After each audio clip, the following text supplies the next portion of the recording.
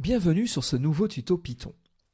Alors on poursuit notre étude des fonctions en Python et on va cette fois-ci parler de la notion de fonction récursive. Alors qu'est-ce que c'est qu'une fonction récursive? C'est une fonction qui a besoin de s'appeler elle-même pour calculer son résultat. Alors pour comprendre ce concept, le mieux c'est de repartir de l'exemple qu'on avait mis en œuvre dans le tuto précédent.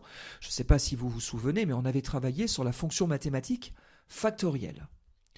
Regardez, le mieux, je reprends un navigateur et j'avais ici la page Wikipédia là, qui était ouverte, donc on va travailler dessus. La factorielle de n, où n est une valeur entière positive, est définie comme étant le produit de tous les entiers compris entre 1 et n. Dit autrement, factorielle de 3, c'est 1 fois 2 fois 3. Factorielle de 4, c'est 1 fois 2 fois 3 fois 4. Lors du tuto précédent, on avait codé cette fonction fact qui acceptait un entier positif. On vérifiait en entrée qu'on avait bien un entier positif. Et si tout était correct, après on avait fait une boucle. On avait fait un while qui nous permettait de faire toutes les multiplications intermédiaires pour produire notre résultat. Et donc on avait ici quelques tests de notre fonction. Et donc je vous rappelle que tout fonctionnait bien et qu'on calculait les valeurs attendues. Par exemple, le factoriel de 6, c'est bien égal à 720. En vérité, cette fonction, elle peut être définie d'une autre manière. Ça, c'est une définition que je qualifierais de traditionnelle, mais on a une définition un petit peu plus subtile. Elle vous est donnée ici. C'est une définition qui est basée sur le principe de récursivité. D'accord ? En vérité, la récursivité n'est pas liée à un langage de programmation, c'est un concept plus général qu'on retrouve y compris en mathématiques.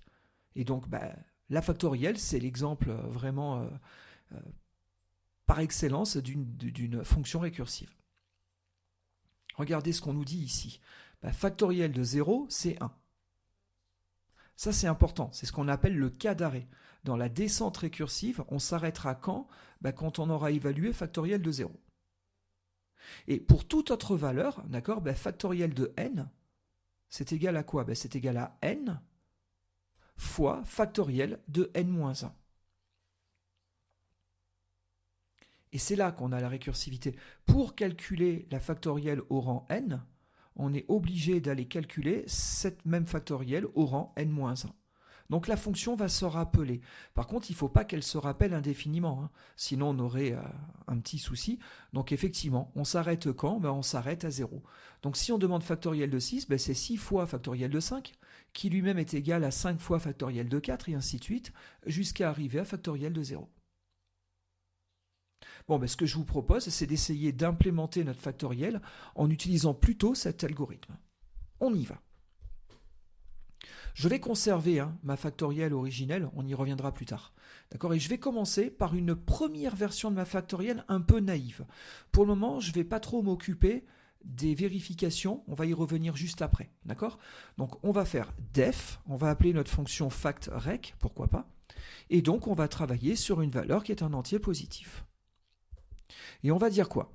Si on y va de manière très naïve, on pourrait simplement dire si value est égal à 0, dans ce cas-là, je retourne 1. Là, on vient d'implémenter ce premier point. Et puis sinon, pour tout autre entier positif, else, je vais retourner value fois la valeur moins 1, la factorielle à la valeur moins 1. Donc je rappelle la factorielle récursive avec n-1. Et voilà, c'est réglé. C'est la n, je vais le remplacer, je vais mettre value. Voilà, là on a le code de notre factoriel. Grosso modo, ce code-là est à peu près équivalent, même si ce n'est pas le même algorithme, mais à ce qu'on avait fait ici. C'est-à-dire c'est tout notre calcul qui est fait, mais d'une autre manière, en rappelant, en se basant sur la fonction qu'on était en train de définir elle-même. Du coup, regardez, je copie-colle ça, et je vais aussi le mettre à ce niveau-là. Très bien, pour tester ma nouvelle fonction. Et donc, je vais faire un run, et normalement, on doit toujours calculer les mêmes résultats. Alors Alors ça a l'air pas mal. On n'est pas complètement équivalent à ce qu'on avait fait la fois dernière. Effectivement, on ne vérifie pas les données d'entrée. Donc si quelqu'un nous envoie une donnée quelconque, ça ne va pas forcément bien se passer et donc on va pouvoir avoir des soucis. Donc je vais chercher à tester les choses proprement. Et regardez, je pourrais faire une chose qui serait peut-être pas parfaite, mais on va essayer. C'est de copier ces quelques lignes et de les mettre ici.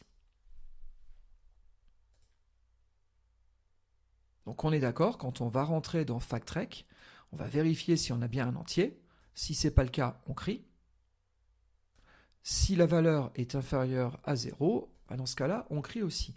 N'oubliez pas que le fait de déclencher une exception, ça arrête l'exécution de la fonction.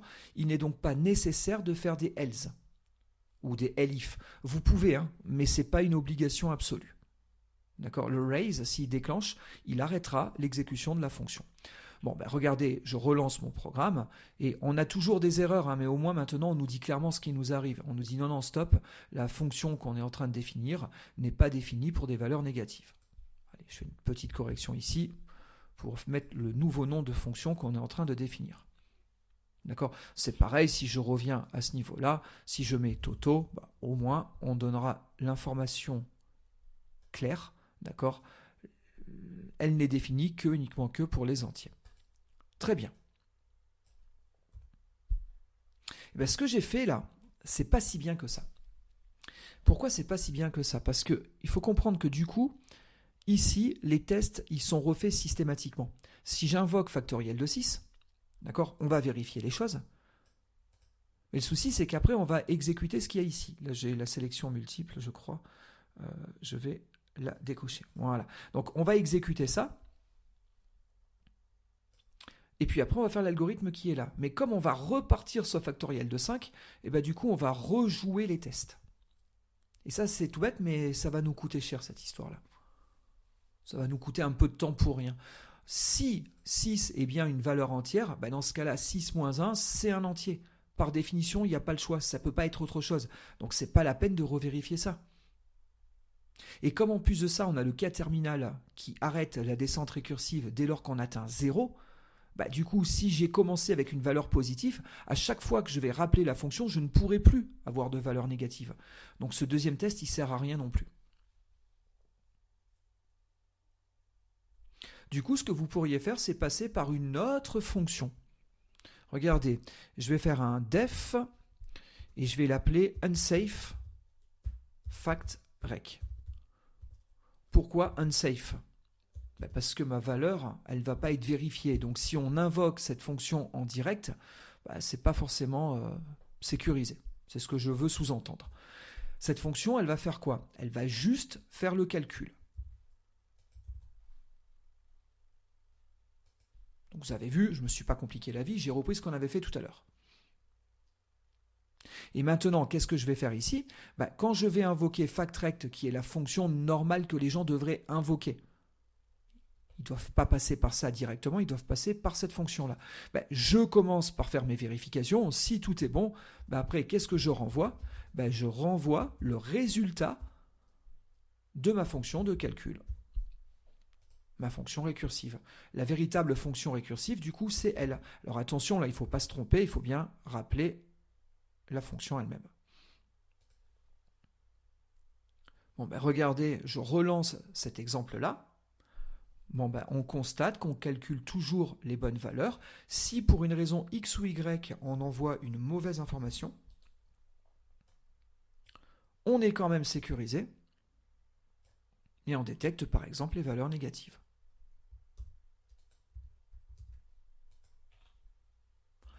C'est pas mal, c'est mieux que tout à l'heure, mais c'est pas parfait non plus. Pourquoi c'est pas parfait sur cette approche-là ? Parce que cette fonction, comme elle est définie, rien n'interdira à quelqu'un de passer en direct dessus. C'est-à-dire que comme elle existe, cette fonction, si quelqu'un n'a pas vu votre factorec sécurisé et qui passe par celle-ci qui est non sécurisée, ça va marcher. Et ça, il faudrait voir de l'éviter. Donc, pour éviter ça, Ben moi, j'ai une dernière petite variation possible, en tout cas sur ces histoires de sécurité de nos valeurs, c'est de ne pas définir cette fonction en dehors, mais c'est plutôt de définir la fonction à l'intérieur même de la fonction dans laquelle on est. Et ça, ben c'est tout bête, mais c'est tout à fait possible. Python le supporte parfaitement. Alors, du coup, il nous embête un petit peu. Ça marcherait dans les faits, si je laisse le programme tel quel, ça marcherait très bien. Mais il me dit que la fonction, elle utilise un même nom de variable que celui qui est déclaré au-dessus. D'accord, il me dit que je remplace un nom déjà, quoi que je remplace, que je shadows un nom déjà existant. Donc du coup, ce que je vais faire ici, c'est que je vais mettre un n, tout simplement. Pourquoi pas? Je change le nom de ma variable. Allez, je m'appuie sur la définition mathématique et donc j'utilise le n comme nom de variable. Ça me va très bien. D'accord? Bah là, on a fait un petit pas par rapport à tout à l'heure. C'est-à-dire que de l'extérieur, on est obligé de passer par factrec. Cette fonction, elle commencera par vérifier les données d'entrée, la donnée d'entrée pour être précis. Si tout va bien, cette fonction a été définie, mais elle est en interne, personne d'autre ne peut la voir à part factrec, donc le calcul, c'est un appel à unsafe factrec. Et si quelqu'un ici essaye d'utiliser cette fonction non sécurisée, comme elle est visible que et uniquement que à l'intérieur de ma fonction factrec, personne ne peut passer en direct.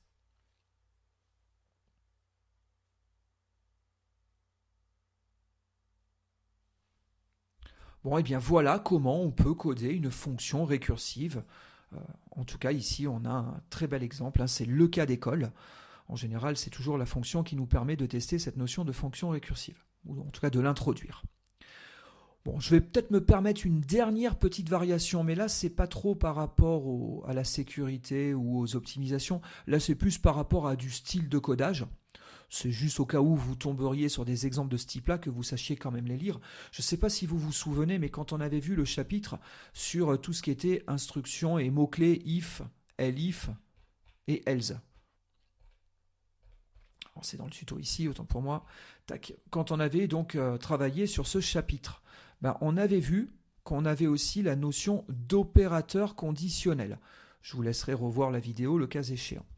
L'opérateur conditionnel, c'est comme l'instruction conditionnelle, sauf que c'est beaucoup plus compact. Regardez, je supprime ces lignes-là, et à la place, je vais faire return. Ma fonction qui est ici, elle va chercher à renvoyer quelque chose, et elle doit renvoyer quoi? Il n'y a que deux situations.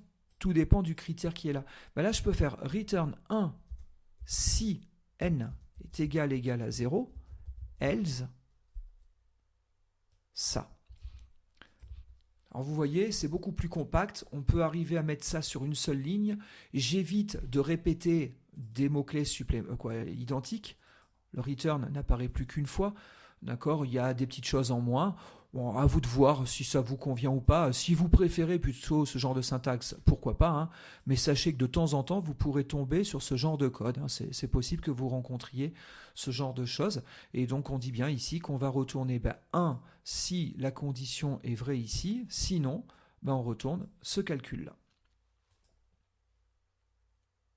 Bon, comme j'ai modifié mon code, je vais quand même prendre soin de revérifier que les résultats sont corrects. Et effectivement, on calcule toujours les bonnes valeurs.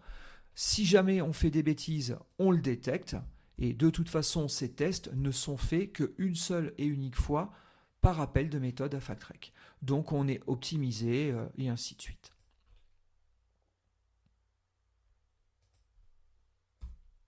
Arrivé à ce stade, il y a peut-être une question qui vous taraude, et elle serait complètement légitime. On a vu deux approches un peu différentes. Donc soit l'approche itérative, à base d'une boucle, on fait des itérations pour calculer notre factoriel, soit une approche plutôt récursive, c'est-à-dire une fonction qui se rappelle elle-même. Très bien. Est-ce qu'elles sont équivalentes ? Est-ce qu'il serait préférable d'en utiliser une plus que l'autre ? Effectivement, ce sont des questions tout à fait légitimes. Alors, ce que je vais vous dire là dans les minutes qui vont suivre ne serait pas tout le temps vrai. Je pense qu'il faut considérer ces discussions-là au cas par cas, d'accord? Parce que de temps en temps, il y a des éléments qui vont plutôt nous donner une préférence sur une implémentation, tantôt sur une autre implémentation. Si on reste dans le cas du calcul de la factorielle, si moi j'ai le choix, j'opterai pour l'une de ces deux approches et pas forcément pour l'autre. Je ne sais pas si vous avez déjà une petite idée dans votre tête sur laquelle vous préféreriez, mais personnellement, moi je partirais plutôt sur l'approche itérative. Ça peut vous surprendre parce que je vous parle de fonctions récursives et je vous dis que ce n'est pas l'approche que je préférerais ici, mais clairement je peux le justifier. Alors pourquoi ? Tout simplement parce que la récursivité, ça consomme quand même un certain nombre de ressources. Donc on pourrait discuter en termes de temps de réponse, mais c'est même pas trop les temps d'exécution qui sont le plus déterminants dans le débat que je vais avoir, mais c'est la consommation d'une autre ressource qu'on appelle la pile d'exécution. Pour comprendre ça, regardez, je vais faire un truc tout bête. On va commenter ces quelques affichages, on va en garder juste un, ça suffira. Et là, on imagine, je veux faire une factorielle de 997. Pourquoi pas? Est-ce que ça marche? Tiens, non, ça ne marche pas. 996. Tiens, là ça marche. Bon, je connaissais bien mon scénario par cœur, j'avais pas tapé la valeur complètement au hasard, vous vous en doutez. Par contre, je reviens sur fact, qui était notre première approche itérative. Si je la lance sur cette valeur, normalement on calcule le même résultat, je vous laisse vérifier, mais c'est le même résultat, n'en doutons point. Par contre, est-ce que là je peux faire factoriel de 1, 2, 3, 1, 2, 3 ? Est-ce que je peux calculer la factorielle de 1 million, ce qui serait infiniment plus grande que la valeur que j'ai calculée là, regardez, la réponse est oui, il va y arriver. Alors après, il y a une histoire de temps, il faudrait être patient et attendre qu'il fasse tous les calculs, parce que du coup, ça enclenche beaucoup plus de calculs. Mais je vous garantis qu'il va y arriver. Regardez, je vais arrêter 1 million, c'était peut-être un petit peu exagéré. Notez que ça tourne et qu'il est en train de faire ce qu'il a à faire. Mais je vais mettre simplement, 5000, ce sera déjà pas mal. Regardez, il a réussi. Là où tout à l'heure, on plantait à 997, d'accord ? Là, on a été capable d'aller beaucoup, beaucoup, beaucoup plus loin.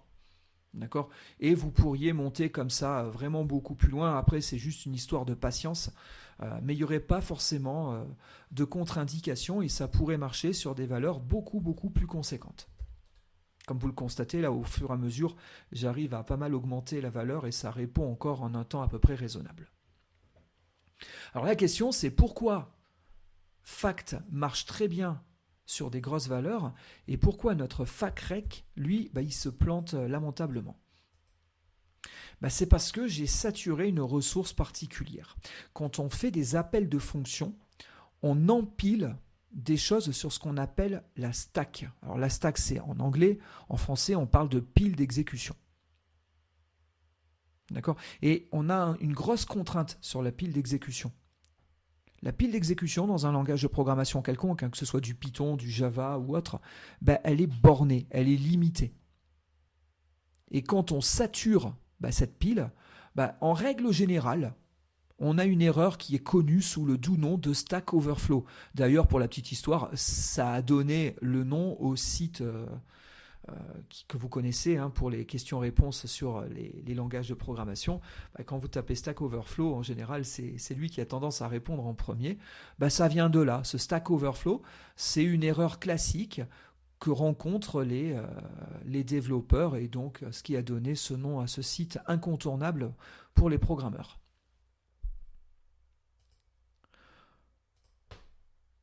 En Python, c'est dommage. À mon sens, c'est vraiment dommage. Mais on n'a pas un Stack Overflow, on a un récursion error. Mais c'est la même chose, comprenez que c'est très exactement la même chose. On a fait des appels, ces appels, ils ont empilé des données sur la stack, et au fur et à mesure qu'on a enchaîné les appels, on a fini par saturer cette pile. Et si vous saturez la pile d'exécution, c'est radical, c'est arrêt net du programme. Et là, il n'y a même pas trop de solutions pour s'en sortir. Quand vous atteignez cette limite-là, en général, c'est irrécupérable. Bon, du coup, c'est tout bête, mais étant donné cette contrainte, d'accord, je ne vais pas pouvoir faire des calculs de factoriel sur des très grandes valeurs. C'était peut-être très élégant au niveau de la manière de définir la factorielle, ça je veux bien l'entendre, mais il n'y a pas que l'élégance du code qui compte, hein. Il y a aussi ses capacités à tourner dans toutes les situations, et là clairement cette approche-là elle est beaucoup plus robuste. D'accord, donc du coup là si j'ai un choix à faire, je vais plutôt opter pour une approche itérative. Alors, notez que 996 appels, là il me parle de 995 sur ma fonction unsafe fractrect, mais après il y avait plus celui-là qui a fait un xème appel.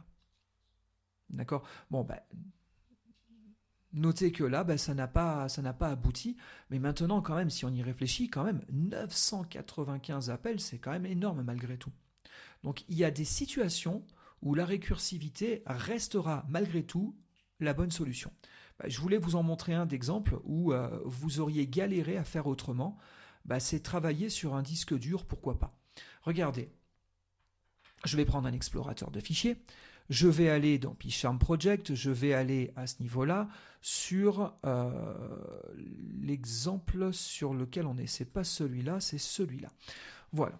Bon, on a nos deux fichiers, mais on a aussi ici une structure de dossier avec encore des sous-fichiers à l'intérieur.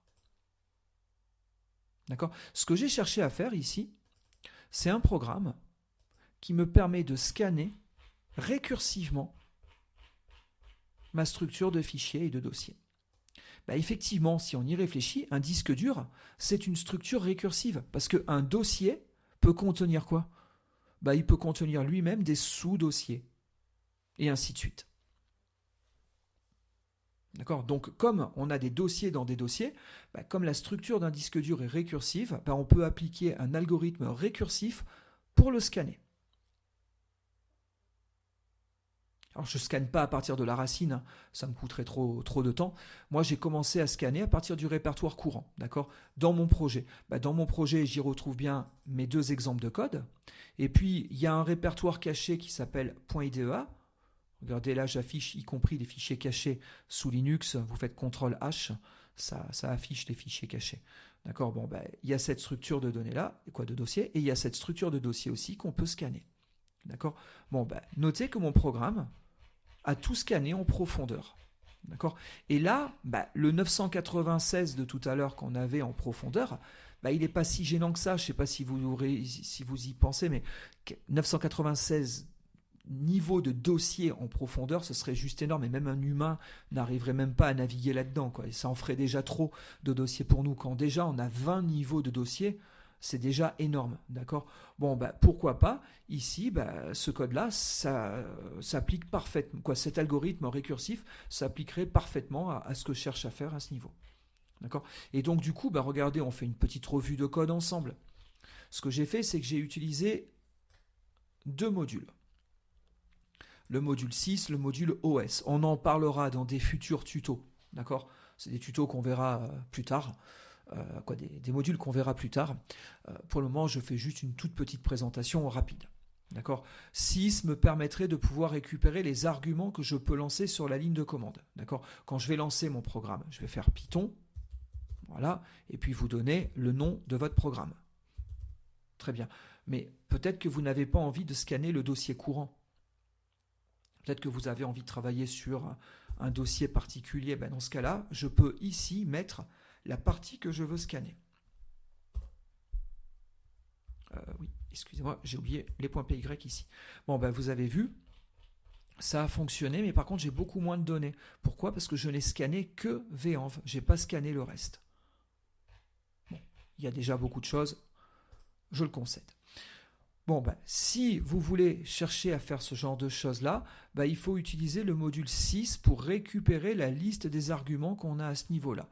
Grosso modo, c'est ce que je fais ici. D'accord ? Et si jamais on ne m'a pas fourni au moins un paramètre, dans ce cas-là, je prends le current working directory. Alors là, vous pourriez me dire, c'est pas un paramètre, c'est deux.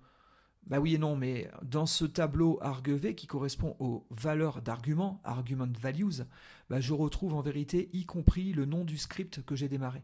Donc en première position, je vais avoir mydir.py, en deuxième position, je vais avoir venv. Soit je récupère l'élément à la deuxième position, indice 1, soit je récupère le dossier courant. À partir de là, ça ne sert à rien, c'est juste, je fais une petite vérification. D'accord ? Grâce à mon module OS, je vais pouvoir vérifier le nom qu'on m'a donné. Et la question, c'est est-ce que c'est un directory ou non ? D'accord ? Mon programme, ce qu'il veut, c'est qu'en entrée, on ait un directory pour commencer à scanner ce directory, sinon il vous fait un petit message d'erreur. Et puis, le plus important dans l'équation, ça démarre ici. Là, j'ai une fonction que j'ai codée qui s'appelle scan et qui me permet de scanner mon disque à partir du dossier considéré. Et donc ma fonction, elle est ici. Et c'est elle ma fonction récursive. Regardez, en mettant le curseur, je ne sais pas si vous avez bien fait attention à ça, mais je mets le curseur sur scan. Vous avez vu, ça me met en surbrillance toutes les utilisations de cette chose-là. Regardez, là je me mets sur shortName, il me met en surbrillance toutes les utilisations de la variable shortName. D'accord ? Donc en mettant la souris sur la fonction, on note bien qu'elle est récursive, elle se rappelle elle-même à ce niveau-là. Cette fonction, en vérité, elle prend deux paramètres. Le dossier que je veux scanner et une histoire de level, de profondeur. D'accord ? C'est ce qui va me permettre de faire mes décalages. À chaque nouveau dossier, je vais mettre un retrait de 4 blancs. D'accord ? Pour indenter et faire ressortir les niveaux de profondeur dans mes dossiers. À partir de là, quand je vais avoir un pass, au fur et à mesure où je vais descendre, mes passes, ils vont avoir un nom, comment pourrais-je dire, un nom assez complexe. Regardez, je peux faire un truc ici, c'est plutôt mettre mon pass tel que je l'ai reçu dans l'affichage. Voilà. Vous voyez, vous avez ce genre de chemin. On est d'accord, moi ce que je voulais mettre dans mon affichage, c'était que la partie terminale. D'accord ? C'est pour ça que je me suis embêté à calculer cette variable. Je crée une variable shortName et je vais splitter ma chaîne de caractères qui correspond à mon chemin avec le séparateur de dossier considéré en fonction de l'OS que j'ai sous la main. Attention à ce point de détail. Moi, je suis sur un système Linux. Les séparateurs de dossiers, ce sont les slash. Peut-être que certains d'entre vous sont sur Windows. Dans ce cas-là, c'est anti-slash. Si ici, j'avais dit que mon séparateur de dossier, c'était ça, j'avais très mal programmé. Pourquoi ? Parce que mon script ne pouvait plus s'exécuter que et uniquement que sur système Windows. Donc si je veux avoir un script portable, d'accord, j'ai tout intérêt à utiliser une constante dans ce module OS. Regardez, je fais juste le test, j'importe OS. D'accord, si je fais os.sep, sur ma machine, moi, c'est le slash qui est utilisé comme caractère de séparation. Faites-le sur votre machine si vous avez autre chose qu'un Linux et vous verrez, dans ce cas-là, ce sera certainement un Windows peut-être, et vous aurez l'anti-slash. Sur un Mac, ça aurait renvoyé le slash là encore une fois aussi. Je découpe ma chaîne grâce à ce séparateur. Et je ne sais pas si vous vous souvenez du tuto qu'on avait fait sur les listes.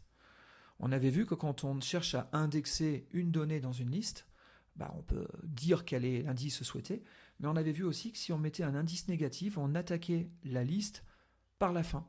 Ça, c'est super pratique dans mon cas présent. D'accord ? Je ne cherche pas à comprendre, je veux la dernière information. Donc, juste le nom du fichier. Et pas le chemin dans lequel il est. Je veux juste le nom du fichier. C'est pour ça que j'ai appelé ma variable shortName. D'accord ? J'affiche le level qui par défaut, il n'y en a pas, d'accord, avec le nom du fichier considéré. Après, il y a des codes un peu subtils dans cet exemple qu'on comprendra plus tard. D'accord? Le try except, je passe, on verra ça dans des futurs tutos. Mais notez que maintenant, grâce à OS, je peux faire un liste dire sur le chemin qu'on a donné. Ça, je vous l'ai déjà montré. Si vous aviez fait certains tutos précédents dans mes précédentes vidéos, hein, bah, on avait un peu parlé de liste dire. Regardez, je refais une démo juste ici. J'avais importé OS, ça tombe bien. Si je fais un os.liste dire du répertoire courant dans lequel je suis, hop là, voilà, ce sera mieux comme ça. Bon, ben, vous voyez, ça renvoie une liste avec tous les éléments compris dans ce dossier-là. Par contre, liste dire, c'est à un niveau donné. Il ne sait pas descendre récursivement dans les sous-niveaux. C'est pour ça que ma fonction, elle va se rappeler pour réattaquer grosso modo la même chose dans les sous-niveaux. Je récupère ici une liste de fichiers et à partir de là, je vais scanner fichier par fichier. D'accord ? Le vrai nom, c'est le pass plus le séparateur plus la terminaison, c'est-à-dire une de ces informations-là. Et je régénère un chemin absolu juste pour pouvoir après refaire un isDire à ce niveau-là et savoir si j'ai affaire à un dossier ou à un fichier. Si j'ai affaire à un fichier, je me contente d'afficher son nom. Et comme un fichier, c'est un élément terminal, d'accord, c'est ce qui arrête la descente récursive et ce n'est pas la peine à ce niveau-là d'aller plus loin. Par contre, si l'élément considéré est lui-même un dossier, dans ce cas-là, qu'est-ce que je fais ici ? Je réappelle ma fonction scan sur le dossier enfant. Pourquoi pas venv. Et du coup, vous aurez vu ici, j'ai incrémenté mon level en concaténant 4 blancs supplémentaires, ce qui me permet d'avoir le petit retrait que je vous ai montré dans les exemples précédents. Dans les lancements précédents. Voilà, là, on a un exemple de code récursif. Là, moi, si vous voulez vous amuser, je vous lance un défi. Essayez de me faire la même chose sans la récursivité. Essayez de me faire un programme qui fait la même chose avec des boucles en itératif. Vous verrez que là, c'est plus ou moins l'enfer. Normalement, vous devriez avoir beaucoup de mal à vous en sortir. Alors qu'en récursif, en quelques coups de cuillère à peau, on arrive à régler notre problème. Donc sur cet exemple-là, concrètement, c'est plutôt l'approche récursive que je vais privilégier et moi personnellement, même pas je tenterai la version itérative pour l'avoir déjà fait et c'est l'enfer. Voilà. Bon, voilà qui clôt un petit peu tout ce que je voulais vous dire sur ces fonctions récursives. Bon, j'espère que mes explications ont été assez claires. Voilà. Bon, il faut s'entraîner par rapport à tout ça, il faut un petit peu manipuler. Donc je vous invite à faire quelques exos complémentaires et vous le savez un petit peu comme à chaque fois, si vous retournez sur mon site, donc cours.fr, vous allez dans la section Python, vous allez dans le tuto. Voilà. Et puis dans la table des matières ici, vous retrouverez le chapitre sur lequel on vient de travailler, donc la mise en œuvre de fonctions récursives. Bon, vous y retrouverez quelques exercices qui vous permettront de vous entraîner et de bien appréhender ces différents concepts. Voilà. Bon, j'espère que tout ça a été clair, que ça vous a plu. Si c'est le cas, vous pouvez me mettre un petit pouce bleu, ça aide vraiment. N'hésitez pas à repartager non plus la vidéo sur tous les réseaux sociaux que vous utilisez. Ça m'aide à faire connaître un petit peu ce méga tuto Python. Voilà, et puis on se retrouve très rapidement pour un prochain tuto. Pour le prochain tuto, je vais vous montrer comment faire des fonctions à nombre variable de paramètres. Voilà. Bon, à très vite. Bye.